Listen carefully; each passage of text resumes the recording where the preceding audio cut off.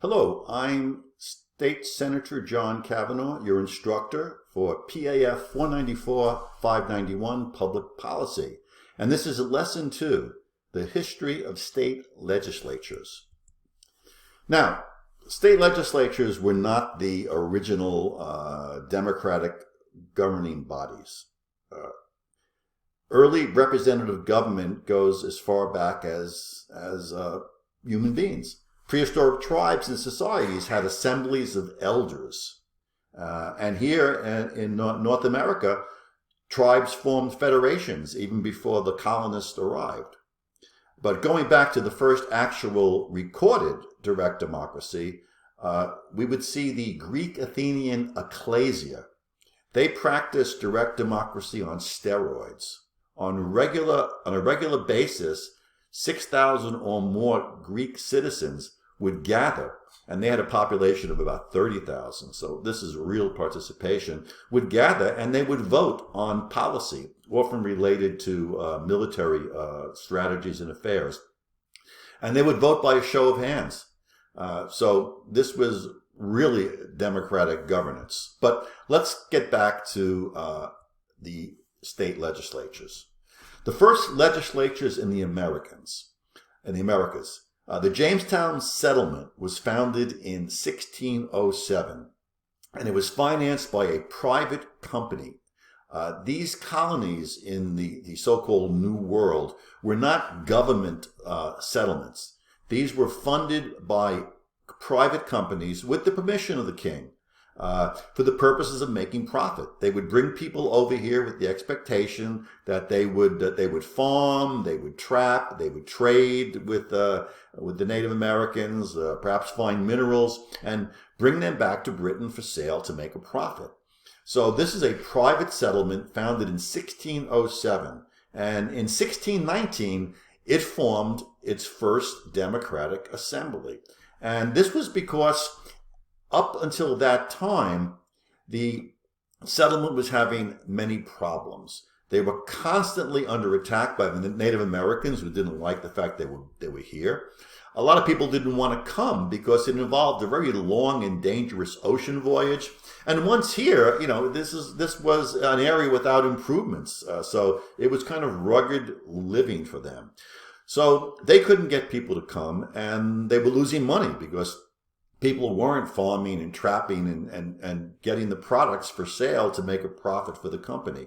So in order to get more people to come to the Jamestown settlement, in 1619 they did reforms. A big one was giving people private property. That was a big inducement. And they also created the first assembly, which was a democratic assembly which had certain powers to rule within the colony. And it actually even had executive and judicial powers yet. And one of the first contributions, beyond being the first democracy other than the Native Americans and the assembly which presaged the U.S. government and state legislatures, they created the committee system. They had such complex tasks, even at that time, to deal with, that to be more efficient, they divided themselves into two committees. And that was the birth of the committee system that evolved into the U.S. government's committee system and state legislatures' committee system. Now, in 1643, this first assembly became bicameral, which means it created two chambers. It divided itself up into two. They were between the upper king-appointed members, people aligned with the private company, and also the regular settlers. They had a lot of disagreements, so they divided themselves up into two chambers. And this was nothing new. The English Parliament was divided into two chambers based on social class, the House of Lords and the House of Commons. Now, the importance of the first assembly was that they created the expectation of democracy in all the other colonies that were popping up. And by the 18th century, all of the colonies had elected assemblies.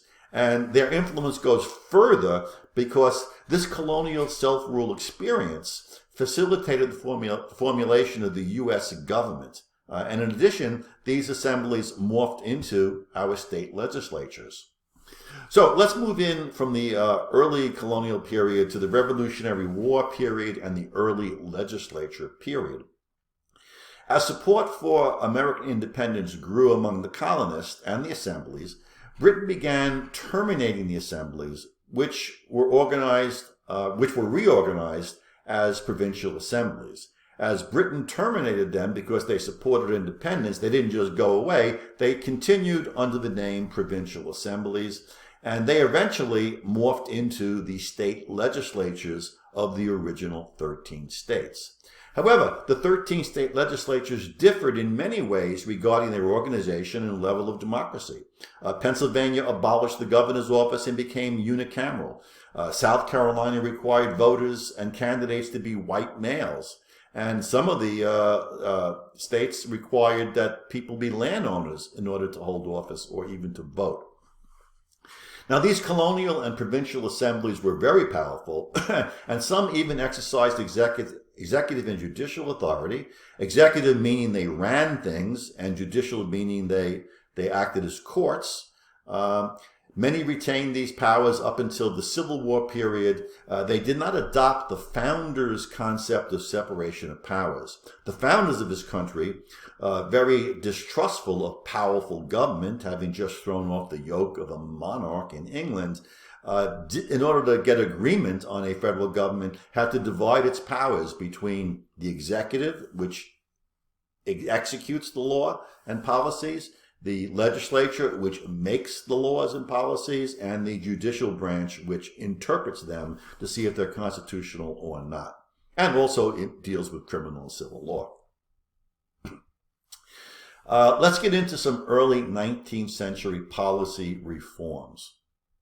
Legislatures have always been evolving to keep up with both new circumstances, more complex society, science, and also new views by the public about how they should operate. And this process continues today, and it will continue into the future. And what follows for the rest of this lecture is going to be the major policy reforms that have occurred over the years. And let's begin with the shift from plural legislative districts to single-member legislative districts. Now, initially, legislative districts were plural districts with more than one representative per district. And many of these were elected with only a plurality, less than 50% of the vote. Remember, a majority is when more than 50% vote for something. A plurality is when less than 50% do. And if you have, 2, 3, 4, 5 members in a district, you can have people elected with as few as 20, 25% of the vote. Not particularly democratic. Now, there is a plus to this type of plural system because it increases diversity of elected officials, because it allows candidates that can't get the support of more than half of the people to be elected nonetheless. But there are more cons to the plural districts than pros. Again, it allows candidates with little support to win. That's not particularly democratic. But it also made legislators beholden to many people. Plural districts were much larger in terms of the number of voters within there, and that dilutes the time that a legislature can pay to people, and it also makes it less accountable because there are so many people that they don't pay that much attention in such large districts than if it was a more smaller, more personal district. Plural districts also caused duplication of services. If you have 3 elected officials and you're having a problem and you contact them to help you, if you contact all 3 and they don't know that you contacted all 3 begin to deal with the problem, which is duplication and a waste of time. And finally, the plural districts promoted gerrymandering. Now, gerrymandering is when you draw the district lines in a way that favors the political party that's drawing the lines. And we're going to go into a lot more detail about this reform later on. But larger districts are easy to gerrymander because they're so big, there's more flexibility in drawing the boundary lines. So states began to switch to single-member districts in the early 19th century, and today they are the norm. Arizona, of course, has a hybrid system with each state.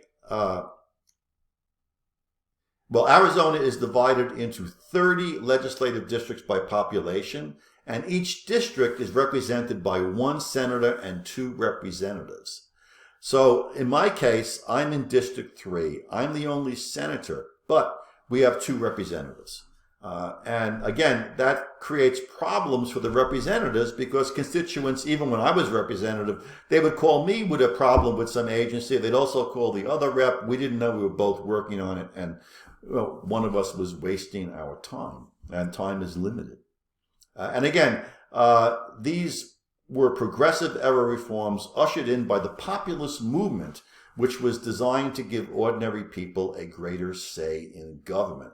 The populist movement, of course, was if you remember your history, was mostly farmers. And by the way, back in those days, most people were farmers or in farm families. Farming was small and all over the place because everybody had to eat. And they were just ordinary people. They felt that they weren't being represented by the politicians, and they formed the populist movement that created reforms like single-member districts, and of course, other populist reforms like progressive era reforms like the initiative and the referendum. So, initiatives allowed people and organizations to place items on the ballot for voter approval to become law. To do so, the proponents of these issues have to get a specified number of registered voters to sign a petition. In other words, initiatives totally circumvent the monopoly that legislatures had in passing bills by allowing citizens to pass bills by not going to a legislator and getting the legislature to pass it, but by putting the bill on a petition and getting X number of signatures. And if they're valid registered voters, it goes on the ballot and the voters can make it law or reject it. Now, of course, there is a similar procedure called a referendum, and referenda involve the legislature voting to send, refer, an issue to the voters for their adoption. Arizona has referenda also, where we write the bill and we send it to the voters on the election day on the ballot, and they vote yes or no. And the main purpose, actually, of the referendums from a legislative standpoint is a governor can veto a bill, say she or he doesn't like it, and then it only becomes law if it goes back in both chambers of a legislature, pass it by 2/3 vote in most states. Referenda never go to the governor.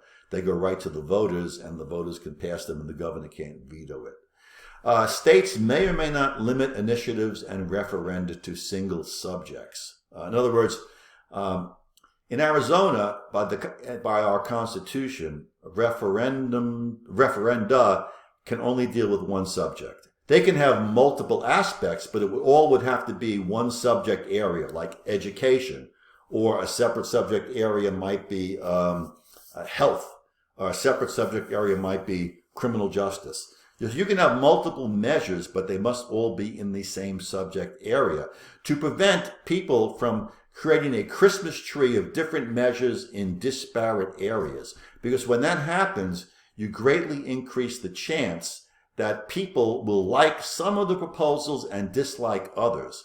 And that forces the voter to either vote against the initiative and not get things they like because they don't tolerate other things, or to vote for it, holding their nose about the things they dislike because the things they like they feel are more important to pass. So in Arizona, referenda always had to be a single subject. Up until 2 years ago, initiatives could have multiple subjects, but I passed a bill that it was a referral to the ballot of a constitutional amendment to make initiatives also single subject, and the voters wisely passed that. In Arizona, the legislature has limited power to change laws passed by initiative. More than 10, maybe 25 years ago, the voters by an initiative legalized marijuana. The legislature did not like that at all, and the legislature came back and passed a bill that killed the initiative law, so it made it go away. The people who ran that marijuana initiative were really upset, so they came back and they did an initiative to change the Arizona Constitution to state that the legislature can only change a citizen-passed initiative if the change furthers the purpose of the initiative and 2/3 of the members of both chambers vote to do so. So legislature kind of slapped them in the face, and they came back and they all but neutered the ability of a legislature to change citizens' initiatives. As the saying goes, payback's a bitch. And finally, initiatives today are less grassroots due to the cost of petition gathering and campaigns. The founders originally envisioned the initiative process to be grassroots ordinary citizens collecting signatures, and then it goes on the ballot and they vote on it. Arizona isn't the small state that it was back in 1912 when it was founded, and this was created. We have over 6 million people now. To get the number of signatures to get something initiative to the ballot is a massive undertaking, and the only people who can do it are organized groups that are well-funded and that hire paid petition gatherers. So the populist grassroots initiative is not what it was. It's really something that is now used by well-funded special interests to circumvent the legislature and get their measures before the voters. And that's good or bad, depending on whether you like what they put before the voters. The lesson will continue, but because of technical reasons, I try not to make each video more than 15 or so minutes. So I'm going to close out this, which we'll call part 1 of lesson 2, and then you'll pick it up in part 2 of lesson 2 shortly.